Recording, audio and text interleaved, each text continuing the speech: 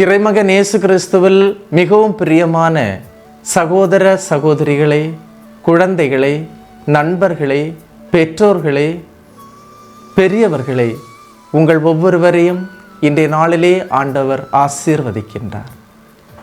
கண்களை மூடி ஒரு நிமிடம் தந்தையாகி கடவுளிடத்திலே வேண்டுவோமா?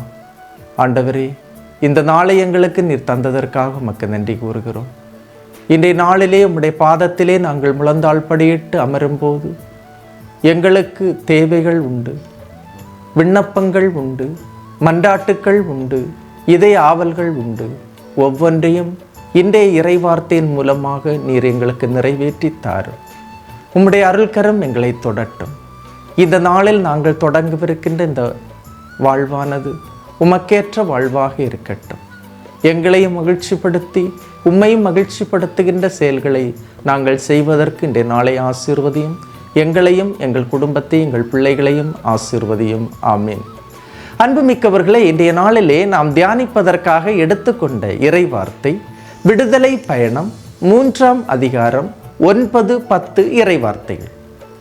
இதோ இஸ்ரேல் மக்களின் அழுகுரல் என்னை எட்டியுள்ளது.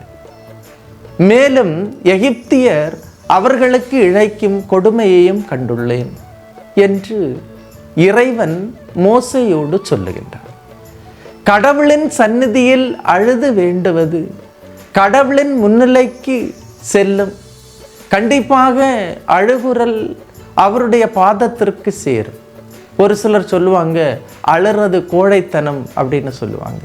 அன்புமிக்கவர்களே, அது அல்ல. இந்த மக்கள் அழுதார்கள். அந்த கண்ணீருக்கு விலை உண்டு. ஆகாரின் கண்ணீருக்கு விடை கிடைத்தது. கடவுள் சாமுவேலை தந்து ஆசீர்வதித்தார். ஆகாரின் கண்ணீருக்கு விடை கிடைத்தது. அவர்கள் இஸ்மவேலை பாதுகாப்பதற்காக நீரூற்றின் பக்கத்தில் சென்றார். அங்கு கிணறு கிடைத்தது என்று இறைவார்த்தை சொல்லுகின்றது. அன்னாவின் கண்ணீருக்கு விலை கிடைத்தது. அவர்கள் இறைவாக்கினரான சாமுவேலை பெற்றெடுத்தார்கள். ஜெபத்தோடு எனது வேண்டுதலை சமர்ப்பிக்கும் போது ஜெபம் கடவுளின் இதயத்திற்கு எட்டும், கடவுளில் சென்று சேரும். ஜெபம் உயரும் போது ஜெபம் செய்கின்றவர்களின் கண்ணீரை கடவுள் காண்பார். உனது கண்ணீரை என் தோற்பையில் சேர்த்து வைத்திருக்கிறேன் என்ற இறைவார்த்தை கூறுகின்றது.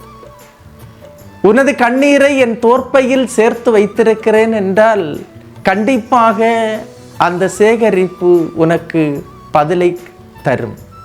ஆக கடவுள் நம் கண்ணீரை காண்கின்ற கடவுளாக இருக்கின்றார்.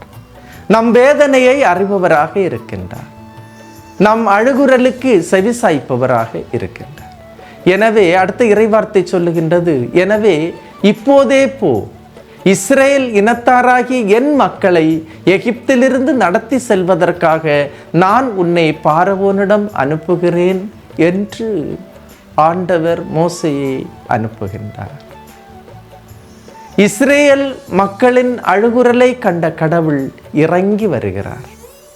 எகிப்திலிருந்து மக்களை மீட்டு வர மோசேயை பணிக்கிறார். பார்வோனிடம் சென்று மக்களை விடுவிக்க பணிக்கிறார். அன்புமிக்க சகோதரமே, எனது பிரச்சனைக்கு தீர்வை யார் தருவார் என்ற ஏக்கமா? இப்படிப்பட்ட துன்ப சூழல்களிலிருந்து என்னை மீட்பவர் யார் என்ற வேதனையா?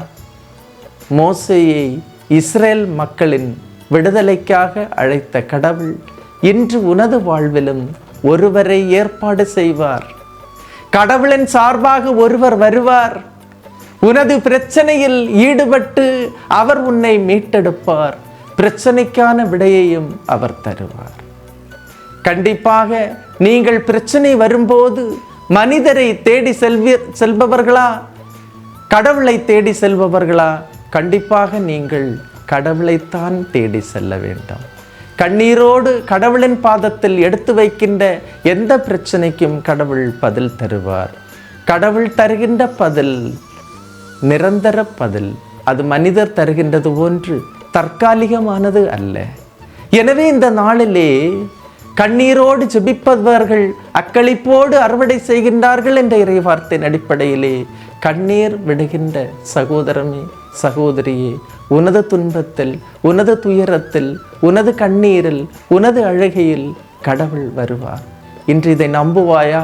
நம்பி இந்த இறைவார்த்தையை ஏற்றுக்கொண்டால், உள்ளமாற ஏற்றுக்கொண்டால், இந்த இறைவார்த்தையின் அபிஷேகம், ஆற்றல் உன்னுள் நிறையும். கடவுள் உன்னை தமது ஆவியால் நிரப்புவார். எல்லாம் வல்ல இறைவன், தந்தை, மகன், தூய ஆவியார் உங்களையும் உங்கள் குடும்பத்தையும் நிறைவாய் ஆசீர்வதிப்பாராக. ஆமீன். இயேசுவுக்கே புகழ், இயேசுவுக்கே நன்றி. மரியே வாழ்க.